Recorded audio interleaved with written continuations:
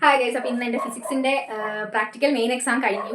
ഇന്ന് 29-ാം തീയതിയാണ് എൻ്റെ എക്സാം. എൻ്റെ ഫ്രണ്ട്സിന് എല്ലാവർക്കും അറിയാം, എനിക്ക് ഏറ്റവും കൂടുതൽ ഞാൻ കിട്ടരുതെന്ന് ആഗ്രഹിച്ചത് സിമ്പിൾ പെൻഡിലായിരുന്നു.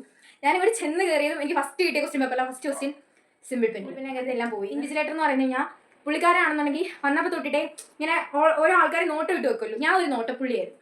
അപ്പോൾ എൻ്റെ വൈവയുടെ സെക്ഷൻ വന്ന് അപ്പോൾ എനിക്ക് simple pendulum concave mirror u v method വരുന്നത്, അതൊക്കെ അടിപൊളിയായിട്ട് കിട്ടി. എല്ലാം കിട്ടി. എനിക്ക് 9.53 അങ്ങാണ്ട് ജി കിട്ടി. അപ്പം ഞാൻ കരുതി എല്ലാം കുഴപ്പമില്ലായിരിക്കും, ഓക്കെ ആയിരിക്കും. ഞാനാണെന്നുണ്ടെങ്കിൽ പോയി പേപ്പറൊക്കെ ടൈ ചെയ്ത് പോയി. അപ്പോഴാണ് വൈവ് വരുന്നത്. അപ്പോൾ വൈവ് വന്നപ്പോൾ ഫസ്റ്റ് എന്നോട് ചോദിച്ചു എന്താണ്, ഭയങ്കര ദേഷ്യത്തിലാണ് എന്നോട് ചോദിച്ചത്. നല്ല ദേഷ്യത്തിൽ ഭയങ്കര റൂഡായിട്ട് എന്നോട് പെരുമാറി. എന്തുകൊണ്ടാണ് എനിക്ക് തന്നെ അറിഞ്ഞൂടെ, എന്തോ ഭയങ്കര ദേഷ്യമുള്ളത്. കുഴപ്പമില്ലായിരുന്നു, എങ്കിലും അത് കഴിഞ്ഞിട്ടാണല്ലോ പിന്നെ സംഭവങ്ങളൊക്കെ. അന്നേരം എൻ്റെ അടുത്ത് വന്നിട്ട് ചോദിച്ചു, സെക്കൻഡ് സ്പെൻഡിലും ചോദിച്ചു. അപ്പോൾ ഞാൻ അതിന് ഉത്തരം പറഞ്ഞു.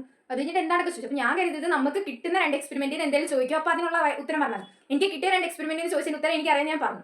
അതുകൂടാതെ എൻ്റെ അടുത്ത് പിന്നെ വെർണിയറിന്ന് ചോദിക്കുന്നു, സ്ക്രൂ ഗേജിന്ന് ചോദിക്കുന്നു, അല്ലാണ്ട് എന്താണ്ടൊക്കെയോ ചോദിച്ചു.